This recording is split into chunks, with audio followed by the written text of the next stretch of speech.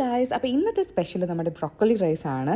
അതിനാദ്യം ബ്രോക്കോളി നന്നായിട്ട് ക്ലീൻ ചെയ്യണം. കുറച്ച് മഞ്ഞപ്പൊടി ഇട്ടിട്ട് ചൂടുവെള്ളത്തിൽ കുറച്ചുനേരം സോക്ക് ചെയ്ത് വെച്ചേക്കണം. ഇത് ക്യാരറ്റ്, സവാള, ഇഞ്ചി, വെളുത്തുള്ളി, sweet corn, green peas frozen ഉള്ളതുകൊണ്ട് യൂസ് ചെയ്തതാണ്. ഇത് ഓപ്ഷണലാണ്. പിന്നെ നമ്മുടെ ബ്രോക്കോളി ഞാൻ രണ്ടായിട്ട് മാറ്റി വെച്ചിട്ടുണ്ട്, വലിയ പീസസും കുഞ്ഞു പീസസും. യൂസ് ചെയ്തിരിക്കുന്നത് ബസ്മതി റൈസ് ആണ് കേട്ടോ. അത് ആദ്യമേ നമുക്ക് വേവിച്ച് മാറ്റി വയ്ക്കാം.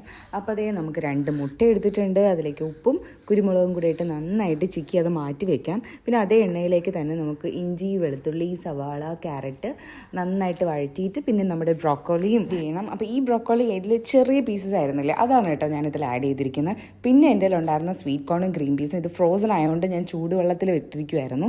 അപ്പോൾ അതും കൂടി ആഡ് ചെയ്തിട്ട് പിന്നെ കുറച്ച് സോയാ സോസും കുരുമുളക് പൊടിയും നമ്മുടെ വറുത്ത് വെച്ച മുട്ടയും റൈസും ഒക്കെ ആഡ് ചെയ്ത് എല്ലാം മിക്സ് ചെയ്ത് കഴിഞ്ഞാൽ അതേ നമ്മുടെ റൈസ് ഇവിടെ റെഡിയായി. ബാക്കി ബ്രോക്കോളി നമുക്കൊന്ന് ഫ്രൈ ചെയ്യണം. അതിനായിട്ട് മൈദ, കോൺഫ്ലവർ, കുറച്ച് മഞ്ഞൾപ്പൊടി, കുരുമുളക് പൊടി, ഉപ്പും കൂടെ ചേർത്തിട്ട് നമുക്ക് മിക്സ് ചെയ്തെടുക്കാം. നമുക്കിത് ഫ്രൈ ചെയ്തെടുക്കണം കേട്ടോ. ഇതിൻ്റെ ഇടയിൽ എന്നെ ശല്യം ചെയ്യാൻ ഒരാൾ വന്നിട്ടുണ്ട്, നിങ്ങളത് മൈൻഡ് ചെയ്യേണ്ട. നമുക്കിത് ഫ്രൈ ചെയ്ത് മാറ്റി വെക്കാം അതേ എണ്ണയിൽ തന്നെ. എന്നിട്ട് കുറച്ച് ഗാർലിക് സോട്ട് ചെയ്തെടുക്കണം. നമുക്കിതിലേക്ക് 2 ടേബിൾ സ്പൂൺ വീതം soya sauce, sweet chilli sauce, tomato sauce mix ചെയ്തെടുക്കുക. എന്നിട്ട് ഇതിലേക്ക് നമ്മുടെ ഫ്രൈ ചെയ്ത് വെച്ചിരിക്കുന്ന ബ്രോക്കോളിയും കൂടെ ആഡ് ചെയ്ത് കഴിഞ്ഞാൽ ദേ സ്വീറ്റ് ചില്ലി ബ്രോക്കോളി ഇവിടെ റെഡിയായി. അപ്പോൾ അതിൻ്റെ കൂട്ടത്തിൽ കുറച്ച് സാലഡും പപ്പടവും കൂടെ ആയിക്കഴിഞ്ഞാൽ സംഭവം കലക്കും. അപ്പോൾ എല്ലാവരും ഇത് ട്രൈ ചെയ്ത് നോക്കണം. അപ്പോൾ അത്രയേ ഉള്ളൂ. ബൈ.